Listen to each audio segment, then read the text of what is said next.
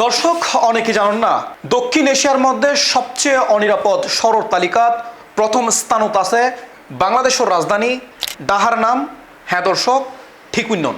সম্প্রতি আন্তর্জাতিক data platform নাম্বিও এর 2026 সালের প্রতিবেদনত উড়িয়েছি সবচেয়ে দক্ষিণ এশিয়ার মধ্যে অনিরাপদ শহর তালিকাত ঢাকার নাম।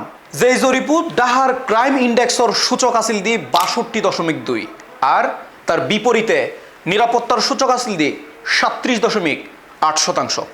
তবে শুরুতেই এই বিষয়গান একখানা পরিষ্কার করি লন জরুরি।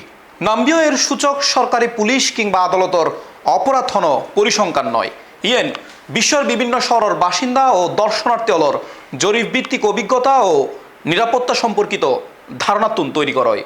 নাম্বিওর প্রতিবেদনে ঢাকার এই অবস্থানের পিছনে বেশ কয়েকখান গুরুত্বপূর্ণ হারণ তুলি ধরই।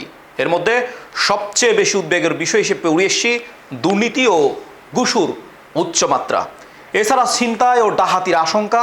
এর মধ্যে গত 5 বছরে অপরাধ বাইরগি বলি মানুষের ধারণা, মাদক কেনা বেচা ও মাদকাসক্তির সমস্যা, বাসাবাড়ির চুরি ও সম্পত্তি সংক্রান্ত অপরাধ, গাড়ি ও গাড়ির যন্ত্রাংশ চুরি, এই বিষয়গিন ঢাকা শহরের উচ্চ ঝুঁকির হিসেবে ওই প্রতিবেদনত মূল্যায়ন করই। পাশাপাশি রাইতুর বেলা একা চলাফেরার ক্ষেত্রে মানুষের নিরাপত্তাবোধ কম, জনসম্মুখে হয়রানি, মারামারি ও সহিংস অপরাধের আশঙ্কা এবং আইন শৃঙ্খলা পরিস্থিতির প্রতি মানুষের হম আস্থাও এই সূচকত নেতিবাচক প্রভাব ফেললি।